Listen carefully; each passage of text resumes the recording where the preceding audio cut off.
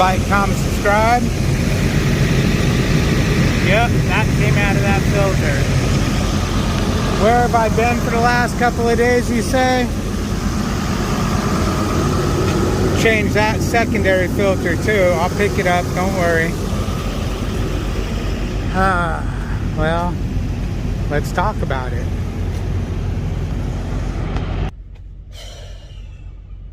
I'm beat, guys. This thing's kicked my ass. Not this particular one, but buying a motorhome in general. I'm over here at Big Country with the K. Not a C, K, baby. In just north of Cleveland, Texas. I'm 26 miles from my house. I bought this thing about 100 miles from the house. Made it about 50 of those miles before she started spitting and sputtering, and made it to Big Country before she just went run. She'd run for a few minutes and die, run for a few minutes and die. That fuel filter is an inline filter that's mounted right above and forward, right above and just forward of the passenger tire. You can only access it from the underneath the coach. And you got to have long ass. I'm gonna grow a beard, guys. That's why I'm so scruffy. Yeah. And you got to have long ass arms to do it. And I got little freaking T-Rex arms. So it was tough. I changed that secondary filter because on this year coach, it's a 2005. They did it one of three ways. One, they ran one filter on the back there. Two, they ran this inline filter, which there's nothing good to say about it anywhere because who would put a filter there? And then that secondary filter. And then three, like the Dodge pickup trucks, they had because it's got the Cummins in it, they would have, instead of having the inline, they would have had a filter up at the engine and then that secondary. Well, I lifted the bunk in there and took the engine cover off, and there ain't no filter there, so I knew it was that inline bitch. Actually didn't take that long to do. I was worried about there being slime in the tank and having a slime or algae issue. I don't know if this issue's any better, but what I got out of there looks like grass and that kind of debris. Probably just of dirty fuel. Now, having said that, that could be a very little bit of debris, and that filter's never been changed before. Yesterday when I was here changing that secondary filter, because I didn't have that primer, I was hoping just that secondary would fix it, which of course it wouldn't fix it. Why would it? Melissa was in there and she found this big suitcase with all the owner manuals, all that how-to manuals of how to do everything in there. And one of the things, she found receipts from old repairs. She said it was from 2017, 30,000 miles on it at the time. She says she thinks it said they did an oil change and replaced the filters. So that's either been replaced in 2017 or it's never been replaced. There's no way to tell if it's original or not, other than it looks it. But unfortunately or fortunately, I don't know how I feel about this. She found a receipt for $11,000, and basically it had water in the oil. They changed, I didn't read, I glanced at it because I was in the middle of changing the filter yesterday, and I seen they changed main cap bearings and rod bearings and stuff like that. So I guess they ran it long enough for the water or coolant in the oil to cause bearing problems. And then obviously they changed whatever was causing the water in the oil. It looks like the turbo was replaced at the same time, so I don't know if it's just a big catastrophic failure or what, but it had a lot of work done to it in 2017, $11,000 worth. Now it's got 45,000 miles on it, so it's been 15,000 miles. And I did put a fuel stabilizer in it, just in case, because I don't know if they've been doing it, because that's what will cause algae and slime, is letting these things just sit there in the hot sun for months at a time. Anyways, so I don't know how I feel about all that big work that was done to it. At 30,000, I thought Cummins were good engines. You know, when it said it had a Cummins in it, I was like, oh, everyone raves about Cummins engines, especially the older ones. Yeah, I'm good. Scared the hell out of me, though. Fired it up, and I went to go underneath it to look and make sure that fill filter's not leaking that I just replaced. And it's clacking like a bitch under there. Clack, clack, clack. I'm like, that's not normal diesel sound. What the freak? Does it have a bad bearing going out in it? I didn't hear any of that when I was looking at it. I listened good to this engine. It sounded beautiful. And then the blow-off valve, and it quit clacking. You know, if you guys drive semi-trucks or anything with an air pump in it, you'll know that when that air pump comes on to pump to refill your tanks, it's a noisy, clacky bitch. It's been in every truck I've had. Anyway, so I was so happy when I heard that blow-off valve and it went smooth and now sounds beautiful. But anyways, let me tell you the story. The story gets worse, guys. The story gets worse. This isn't the first motorhome we bought this week. We actually bought, first of all, why I'm buying a motorhome is we want to do camping and stuff again. We got the Jeep, and we want to do Jeep camping and all that fun stuff like we used to do. I'm able to do things again since I lost all this weight. I gave up on life. When I was that heavy, I was so sickly. You guys didn't know it, but I was so sickly, I couldn't do anything. I could barely get in and out of the truck. I couldn't get up and down off the floor to work on cars or even think about driving a Jeep and freaking having to get out on the trail. Let me start the Tahoe here. It's hot. Let me get the AC going. Okay, hopefully the AC air doesn't mess you guys up. So, you know, I was too sickly to do anything, so I gave up on life, and it's like, you know what? Let's hoard all our money for retirement. Not that I thought I'd live very long after I retired, but, you know, I wasn't a good heavy person. There's healthy, heavy people. My brother-in-laws, for instance. Well, I know my one brother-in-law. I don't know about the other. I mean, he never complains about nothing other than the normal aches and pains. But my one brother-in-law, he calls himself a healthy fat person. Because, I mean, that guy, he moves around like a 16-year-old kid, and he's a big guy. But you see that. You see that at truck stops. Big guys that look like they're not. And then you got guys that are medium, and they can barely move. Anyways, let's get on with that. So I lost a bunch of weight, and I started feeling like living life again. So let's get a Jeep. Let's do this. Let's do that. An RV was one of the things. So I go ahead, and I weighed my Jeep. My Jeep needs gastric bypass or a gastric sleeve. That sucker weighed in at 5,800 pounds.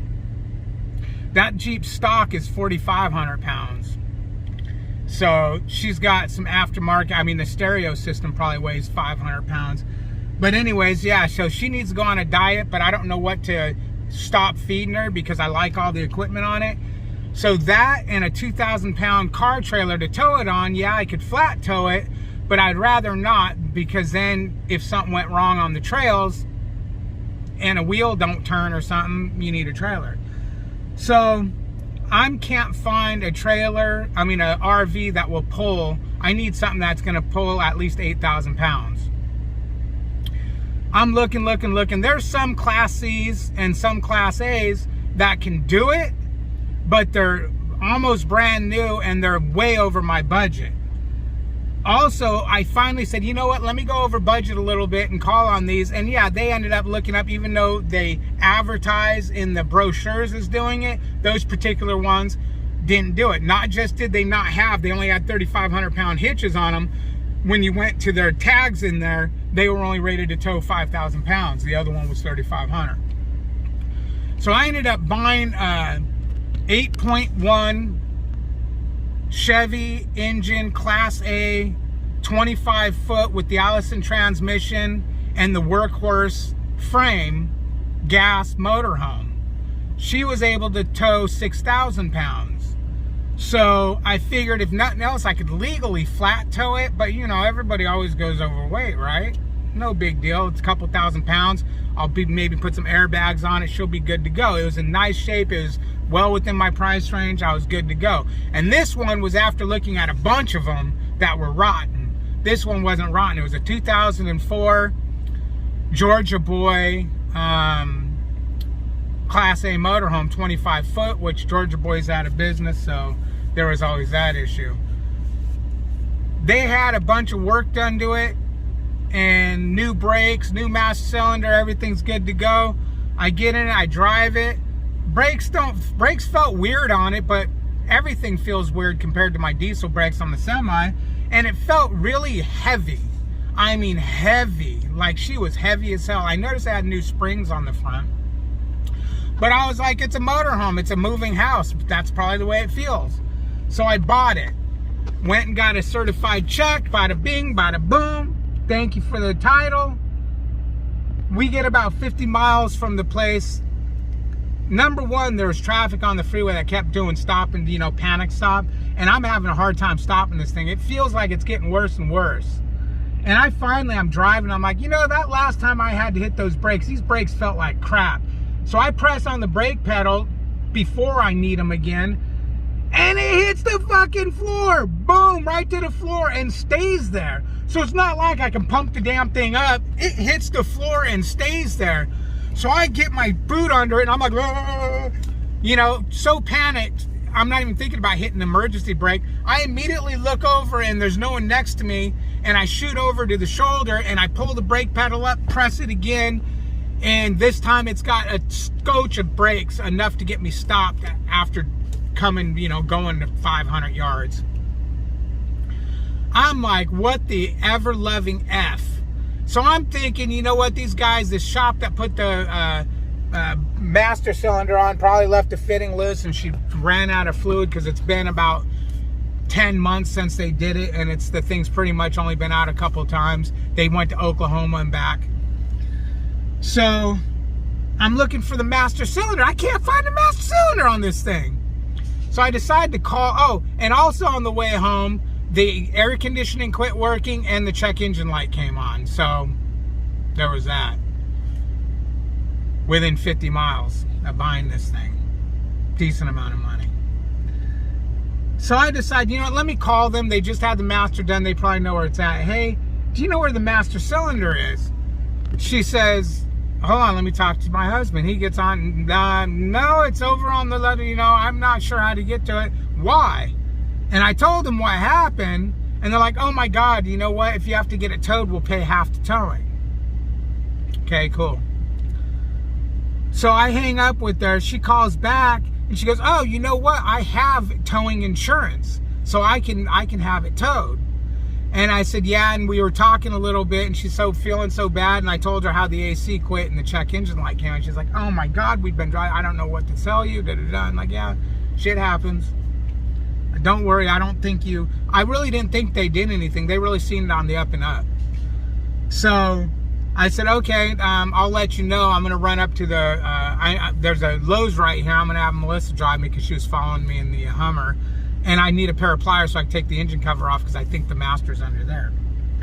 So I go and do that, and she calls me back when I get back to the motorhome, and she says, you know what, David?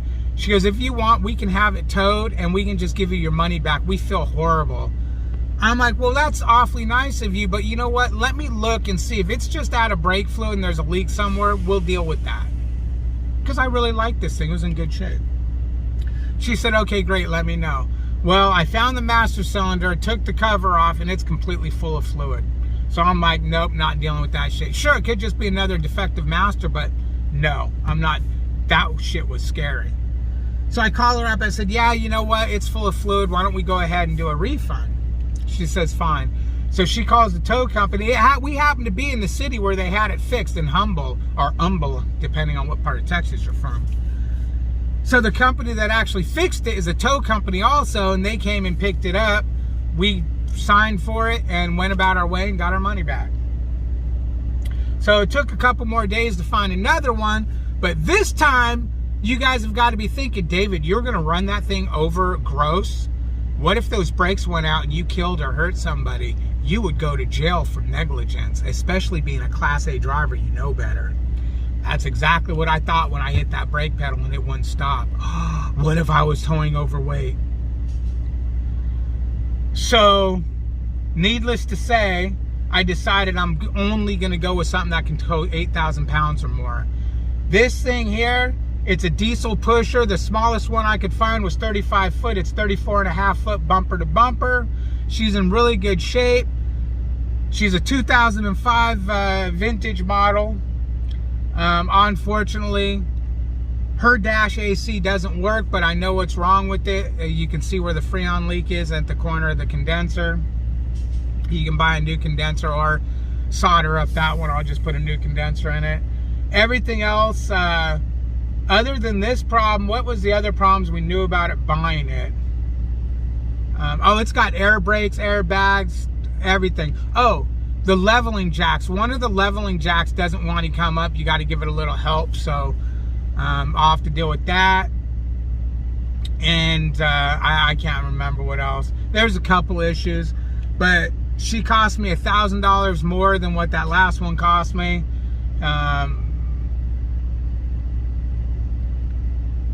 And hopefully she don't turn into a nightmare, because so far it's been at Big Country for 2 days. Took me 2 days to get the both filter. Well, one filter was in the coach, and it's got all the spare filters, transmission filters, engine filter, oil filters, and the back fuel filter. Did not have this filter. So something tells me the guy didn't know about this filter, because when you look up the forums, a lot of shops don't even know about this filter. So yeah, it could just be simply that. Anyways, I'm getting ready to drive her home. Wish me luck.